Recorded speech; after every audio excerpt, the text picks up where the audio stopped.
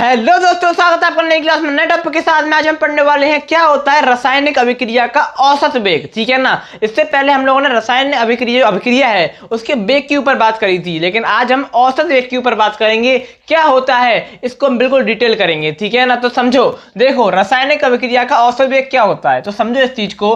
किसी अभिक्रिया में उपस्थित अभिकारक, अब आप सब जानते हैं, क्या जानते हैं, कोई अभिक्रिया होती है यानी कि कोई रिएक्शन होती है। अगर कोई चीज बन रही है, मेरी बात को ध्यान से सुनना, अगर कोई चीज बन रही है तो उसको बनाने के लिए कोई चीज भी चाहिए होती है। समझो इस चीज को। अगर आपको बनाना है दाल मखनी, दाल है नहीं तो मखनी, दाल मखनी कहां से बनाओगे। समझो इस चीज को। यानी कि अगर कोई चीज बन रही है, आपको कोई चीज बनानी है, आपको बनाना है पालक पनीर, तो पालक भी चाहिए, पनीर भी चाहिए, मसाले भी चाहिए। तो ये सब क्या है, ये सब अभिकारक हैं। क्या है, अभिकारक हैं। और जब इनसे मिलकर आप कढ़ाई में सेकोगे, चीजें बनाओगे, पूरी प्रक्रिया जो है बनाने की वो करोगे, उसके फलस्वरूप क्या बनेगा, एंड में जाके प्रोडक्ट बनेगा। यानी कि पालक पनीर बनेगा, दाल मखनी बनेगी, जो आप बनाना चाहोगे वो बनेगा। तो वो क्या है, प्रोडक्ट है, यानी कि उत्पाद है। उत्पाद कब बनेगा, आखिरी में बनेगा। ठीक है ना। तो अब इस चीज को समझो, क्या है, किसी अभिक्रिया में उपस्थित अभिकारक या उत्पाद, जो आपकी अभिक्रिया है, जो आपकी रिएक्शन है, उसके अंदर कितनी चीजें हैं, दो चीजें हैं, एक अभिकारक है, एक उत्पाद है। एक उत्पाद है और एक अभिकारक है। इन दोनों चीजों को आपको क्या करना है, याद रखना है। ठीक है ना।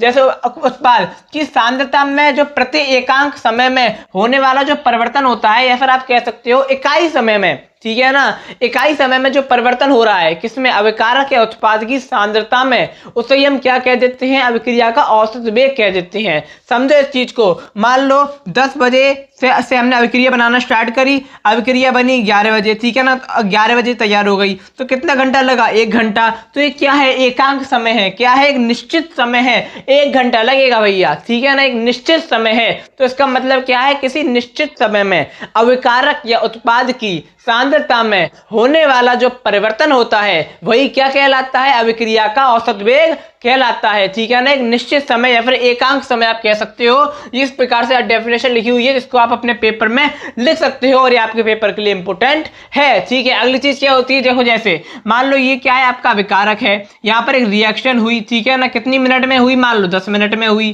कितनी मिनट में हुई, 10 मिनट में हुई। बाद में क्या बना, प्रोडक्ट, यानी कि पी बना। यानी कि ये क्या है, उत्पाद है। ये क्या है, ये उत्पाद है। ठीक है ना। और ये क्या है, आपका अभिकारक है। ये क्या है, अभिकारक है। क्या है, अभिकारक है। आर क्या है, अभिकारक है। ये आपका उत्पाद है। ठीक है। 10 मिनट यानी कि एक एकांक समय, ये एक निश्चित समय लगा, तो इसी को हमने क्या कह दिया, औसत वेग कह दिया। अब इसका फॉर्मूला क्या होता है, औसत वेग इज इक्वल टू होता है अभिकारक की सांद्रता में परिवर्तन अपॉन में परिवर्तन में लगा समय। ठीक है ना। यानी कि टी, डेल्टा टी। ठीक है ना। परिवर्तन में लगा समय, अभिकारक की सांद्रता में परिवर्तन। या फिर आप लिख सकते हो, क्या लिख सकते हो, बताओ क्या लिख सकते हो। मैंने क्या बोला, अभिकारक या उत्पाद, उत्पाद यानी कि प्रोडक्ट। तो यहां पर हम अभिकारक की जगह क्या लिख सकते हैं, उत्पाद भी लिख सकते हैं। ठीक है ना। उत्पाद भी लिख सकते हैं, या अभिकारक भी लिख सकते हैं, जो चीज पूछी जाए वो लिख सकते हैं। तो यहां पर उत्पाद की सांद्रता में परिवर्तन अपॉन में परिवर्तन में लगा समय, या फिर औसत वेग इज इक्वल टू अभिकारक की सांद्रता में परिवर्तन अपॉन में परिवर्तन में लगा समय। अब जो उत्पाद की सांद्रता में परिवर्तन है और जो अभिकारक की सांद्रता में परिवर्तन है, उसको प्रदर्शित करते हैं डेल्टा सी से। किससे प्रदर्शित करते हैं, डेल्टा सी से। तो यहां पर जो आर है, यानी कि वेग है, ए बी यानी कि एवरेज, यानी कि औसत वेग जो है, यानी कि R A B is equal to होता है डेल्टा सी अपॉन में डेल्टा टी। डेल्टा सी क्या है, अभिकारक के उत्पाद की सांद्रता में परिवर्तन, अभिकारक या उत्पाद, ध्यान रखना। ठीक है। उसके बाद डेल्टा टी क्या है, आपका जो समय है, टाइम है। ठीक है ना। वो क्या है, डेल्टा टी है, यानी कि परिवर्तन में जो समय लग रहा है, 1 घंटा, 2 घंटा, 2.5 मिनट, 3 मिनट, 1 सेकंड, जो भी समय लग रहा है वो क्या है, आपका डेल्टा टी है। तो आशा करता हूं कि आपको समझ में आ गया होगा। बिल्कुल इजी वे में मैंने आपको समझाने का प्रयास किया है। ये टॉपिक आपके पेपर के लिए बहुत ज्यादा इंपॉर्टेंट है। इसमें से हो सकता है आपके पेपर में न्यूमेरिकल वगैरह पूछ ले, लेकिन आपको पता होना चाहिए। तो आशा करता हूं कि आपको समझ में आ गया होगा। अब मैं आपको मिलूंगा एक और नई क्लास में नए टॉपिक के साथ में। तब तक के लिए जय हिंद, जय भारत।